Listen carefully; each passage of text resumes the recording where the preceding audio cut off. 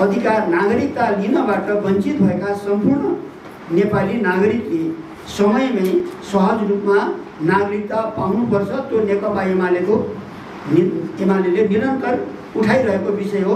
अहिले पनि हामी सबै नेपालीहरू जो साँचो अर्थमा नेपाली नागरिक हुन् तिनीहरूलाई छिटोभन्दा छिटो नागरिकता दिनुपर्छ भन्ने पक्षमा छौँ हामीहरू।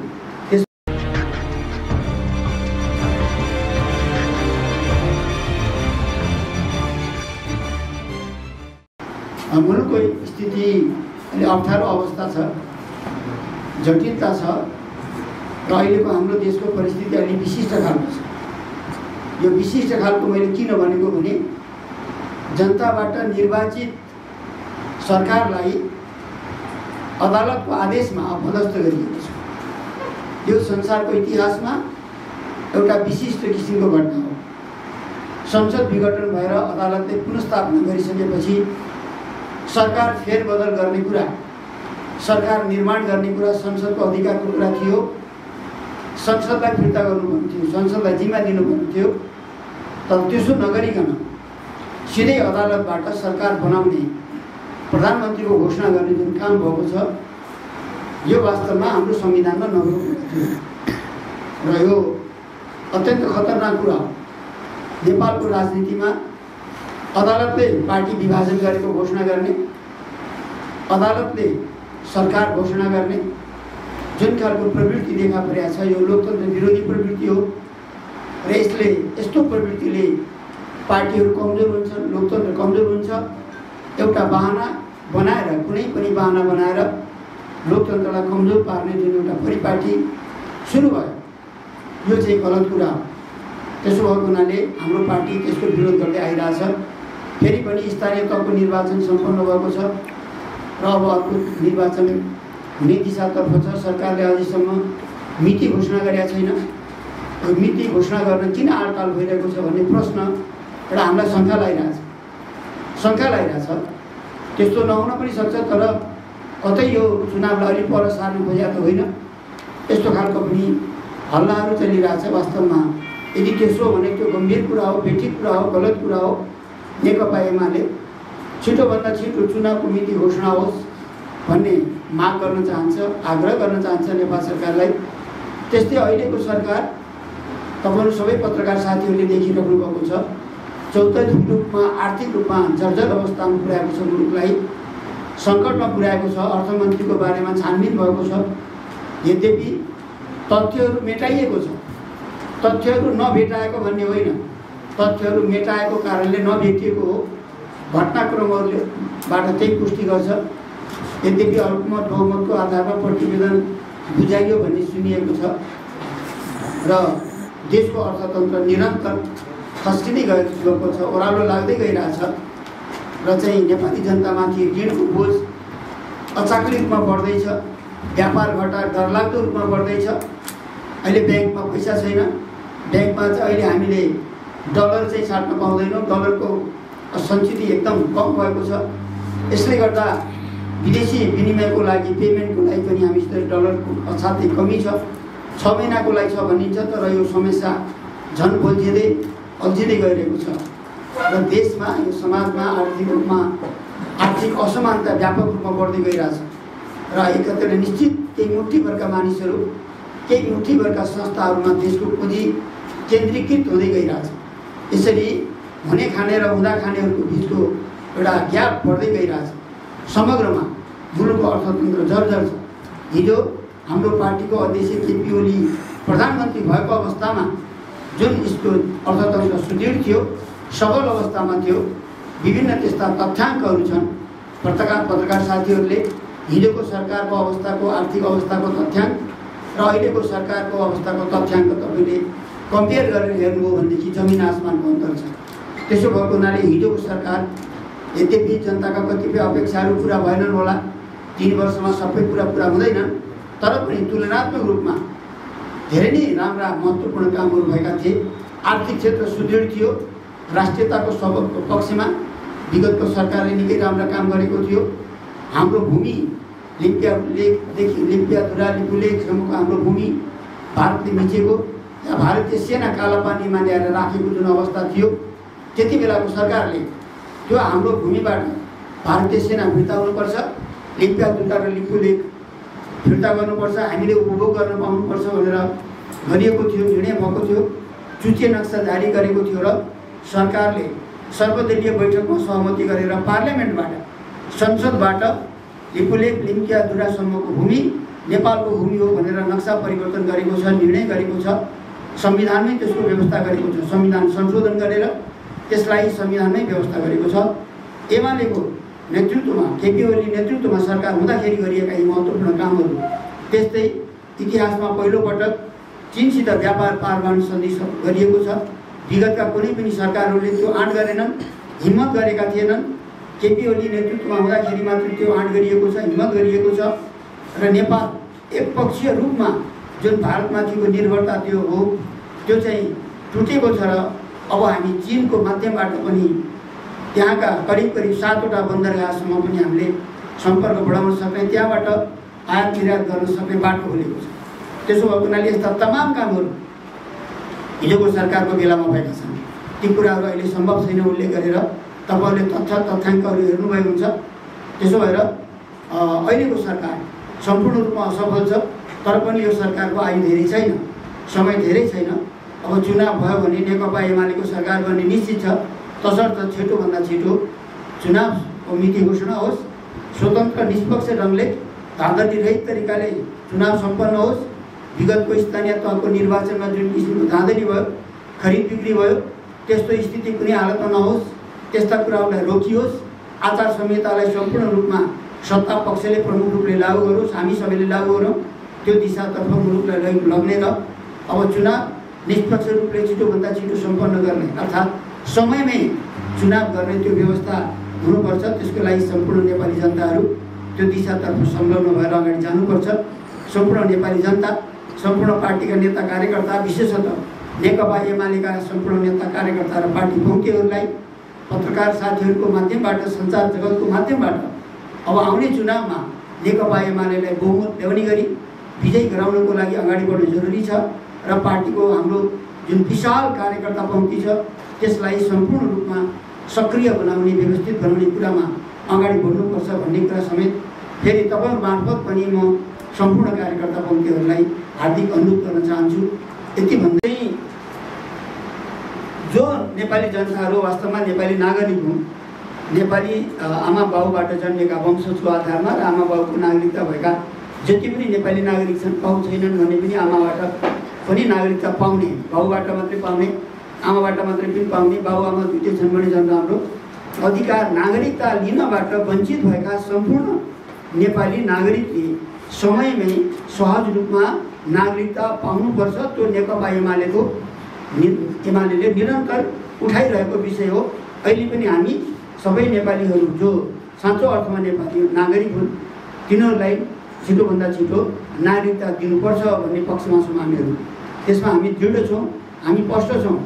मात्रै कुरा के हो भन्दाखेरि चाहिँ नागरिकता दिँदा हाम्रो जस्तो देशको जुन अवस्थिति छ, हाम्रो जो भूराजनीतिक अवस्था छ, हाम्रो जस्तो भूराजनीतिक अवस्था भएको देशमा अरू कतिपय देशमा जस्तो हुँदैन र हामीले तीनतिरबाट विशाल भारतले घेरिएको खुला सिमाना पनि भएको हुनाले हामीले नागरिकताको विषयलाई ठुलो बनाउनु हुँदैन, त्यो हाम्रो देशको हितमा हुँदैन भन्ने कुरामा हामी प्रष्ट छौँ।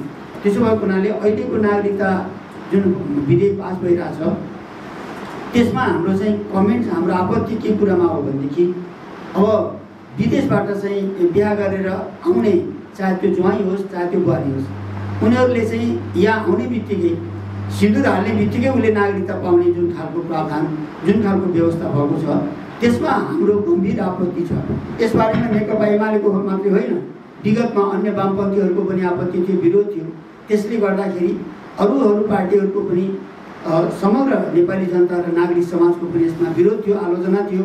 त्यसो भएर त्यसलाई अड्काएर राखिएको थियो, त्यसबारे छलफल बहस हुँदै थियो। तर अहिलेको सरकारले कि उताबाट बिहा गरेर आउनेहरूले तुरुन्तै नागरिकता पाउने, सिन्दुर हालेपछि तुरुन्तै नागरिकता पाउने जुन खालको व्यवस्था गरिएको छ त्यसमा हाम्रो आपत्ति छ। यसले जनसङ्ख्यामा ठुलो अन्तर ल्याउने एउटा सम्भावना रहन्छ, खतरा रहन्छ, अर्थात् भनिन्छ फिजिकलको खतरा रहन सक्छ। त्यसो भएर यो कुरालाई चाहिँ हामी सबैले गम्भीर रूपमा लिनु जरुरी छ र यसमा हाम्रो विरोध छ, हाम्रो आपत्ति छ। र हाम्रै नजिकको देश, छिमेकी देश भारतमा पनि कुनै नेपाली छोरीहरू त्यहाँ बिहा गरेर जाँदाखेरि उनीहरूले 7 वर्षसम्म त्यहाँ नागरिकता पाउँदैन, उनीहरूले प्रतीक्षा गर्नुपर्ने हुन्छ। त्यस्तै गरेर हाम्रो पनि भनाइ के हो भने बिहा गरेर ल्याउनेहरूलाई दिनु हुँदैन भन्ने कुरा होइन, दिनुपर्छ। तर उनीहरू नेपालमा आइसकेपछि नेपालको चालचलन, रीतिरिवाज यहाँ सबै उनीहरूले बुझ्नु पर्यो र उनीहरूको नेपालप्रतिको एउटा प्रतिबद्धता, निष्ठा चाहिँ रहनु पर्यो। उता जन्मेको हुनाले निष्ठा बाहिर देशमा हुन्छ, जहाँ जन्मेको छ त्यो देशप्रति उनीहरूको माया हुन्छ, हाम्रो देशप्रति हुँदैन। त्यसो भएर उनीहरूलाई कमसेकम हाम्रो देशमा ल्याइसकेपछि उनीहरूले नेपाल बुझ्नु पर्यो, नेपालको अवस्था बुझ्नु पर्यो, नेपालप्रतिको माया हुनु पर्यो, यो देशप्रतिको माया हुनु पर्यो। त्यो समय हुनु, त्यसको लागि चाहिँ टाइम लाग्छ, समय लाग्छ देश बुझ्नुको लागि। त्यसो भएर कमसेकम चाहिँ हामीले 7 वर्षको समय रहनुपर्छ, त्यसपछि मात्रै दिनुपर्छ भन्ने चाहिँ हामीले भन्दै आएका हौँ। त्यो हुन सकेन, त्यसमा मात्रै हाम्रो विरोध हो। अब पाउनुपर्ने नेपालीहरूले नागरिकता पाउनुपर्छ भन्ने कुरामा हाम्रो कुनै आलोचना, हाम्रो विरोध छैन।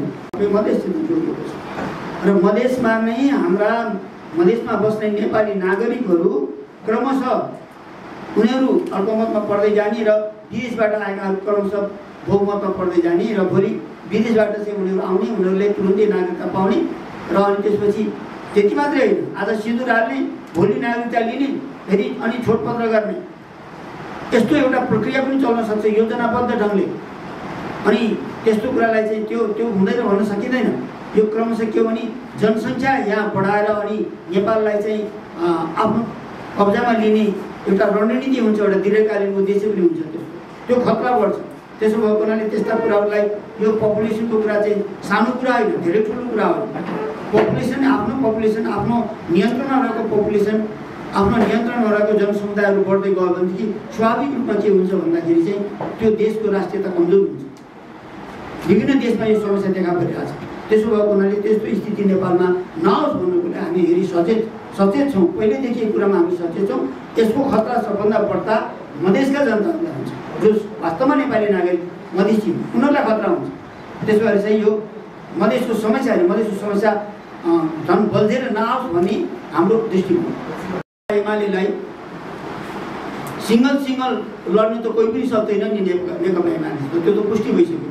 नेपाली काङ्ग्रेसको केन्द्रीय कमिटीको बैठक बसेर नेकपा एमालेलाई एक्लै जित्न सकिन्न, नेकपा एमाले धेरै बलियो पार्टी छ, त्यसो भएर हामी सबै मिल्नुपर्छ भनेर काङ्ग्रेसले निर्णय गरेको छ।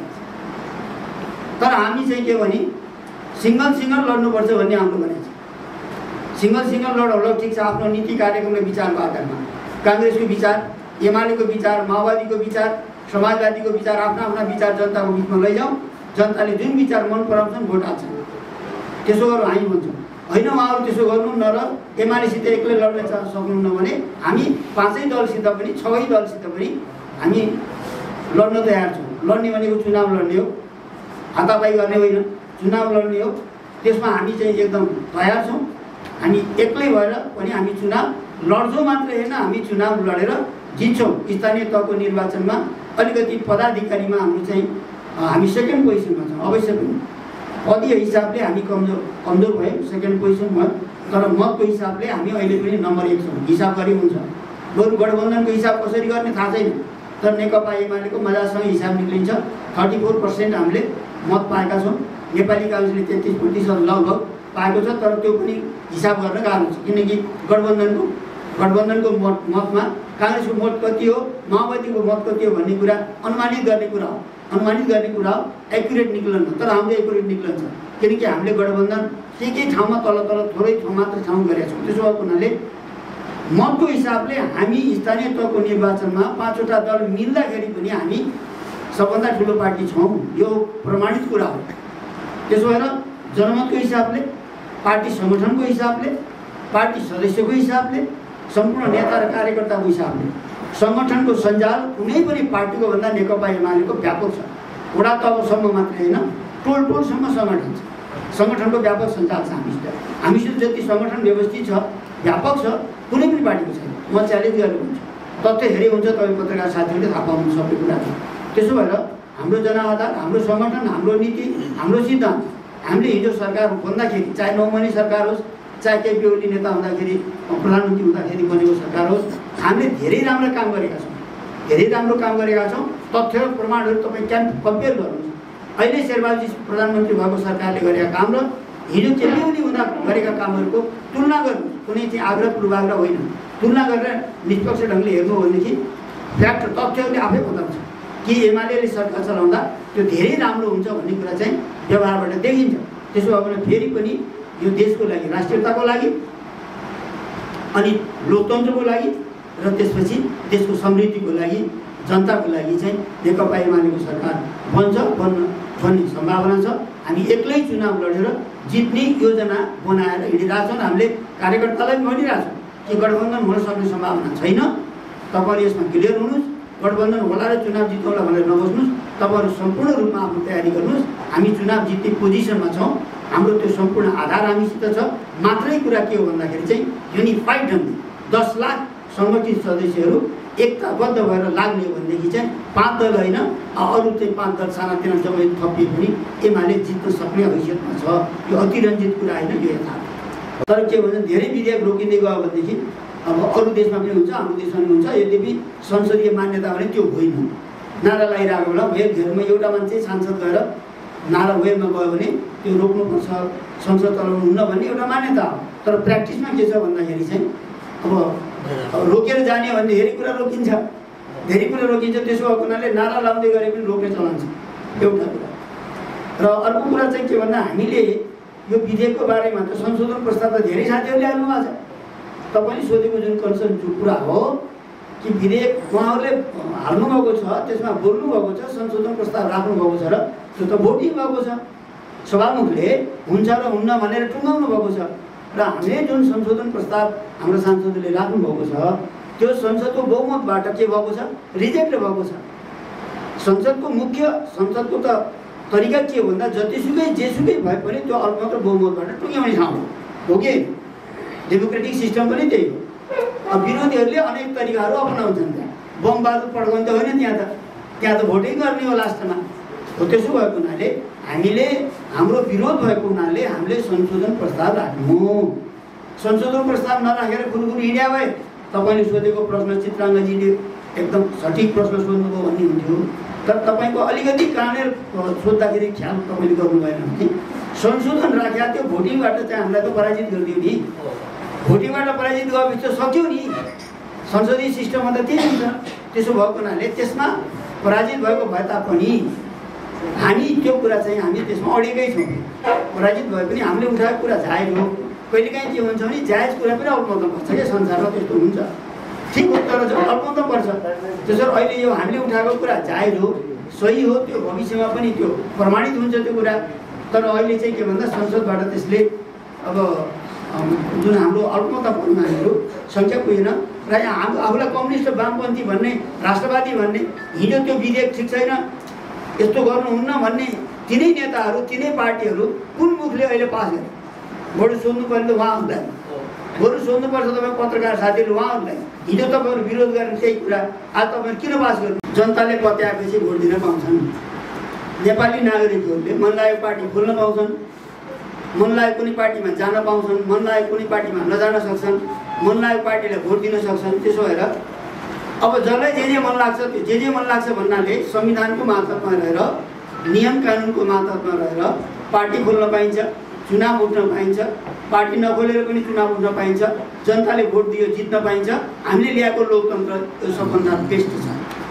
यो हाम्रो देशको जुन संविधान छ यो संसारको संविधानमा धेरै उत्कृष्ट छ भनेर हामीले यसै भनेका होइनौँ। र जनताले चुनेपछि अब बालेन शाह एक्लै जितेका छन्, मजाले चलाइरहेछ, छैन। तर त्यसमा हाम्रो टाउको दुखाइ छैन। तर एउटा चाहिँ कुरा के हो भनेदेखि चाहिँ स्वतन्त्र उम्मेदवारहरूले जित्दै जाने र पार्टीको उम्मेदवारले हार्ने प्रक्रिया एउटा वातावरण परिस्थिति तयार हुन्छ भनेदेखि त्यो पार्टीको लागि च्यालेन्ज हो।